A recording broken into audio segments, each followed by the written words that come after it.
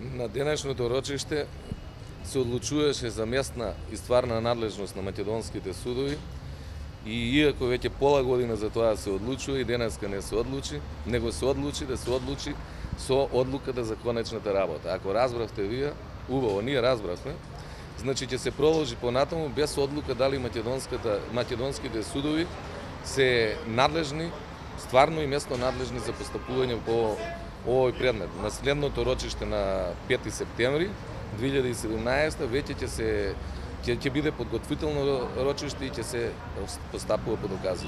Денеска имаше ли сведок нешто? Значи денеска имаше сведок нотар, кој исто така е заштитен со налог за заштита, кој има налог да не смее ништо да кажува за постапката, што е одна предпознато и на тужителите и на судот. И на нашиот суд му е познато тоа, меѓутоа ете.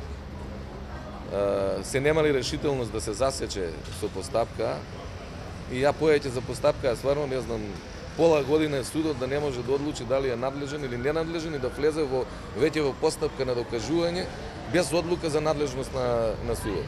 Јас имам вака надвор од предметот една порака, ама луѓе дајте со реформија на власта најпосле судството да профункционира како што треба и сите граѓани веќе да осеќаат дека се правно заштитени.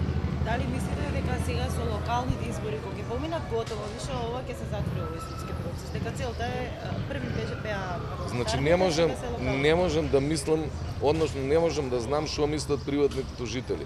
Веќе ако влегле во една ваква тужба, колку они можат да соберат сила да признаат дека погрешили и да се повлечат, јас не знам, тоа е нивна работа. Ние сме убедени дека сме невини, меѓутоа не навлегуваме во тоа дали тужбените основ е оправдан, него сега, за да не се воведат едни лоши практики во македонското судство, се боревме да докажеме дека македонскиот суд е ненадлежен. Меѓутоа, иако не успеавме, односно не знам ни дали успеавме, пошто ќе се продолжи со постапката без одлука за надлежност на судовите, иако пола година за тоа се расправаме. Заклучокот изведете го вие. Тужителите не беа присутни, представувам ниту денеска, но... Не.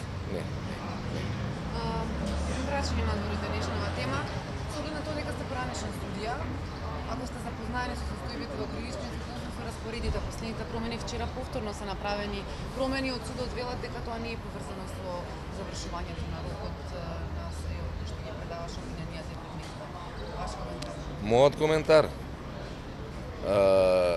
Мојот коментар е до парламентот. Менјавајте го законот за судски совет, за да може да почнат било какви реформи во судството и таков насобран, не сакам да кажам каков збор веќе, 3 точки ќе оставам што го има у кривичниот суд единица, нарочито во одделението за организиран криминал, најпосле да се исчисти како со метла, како со џогер.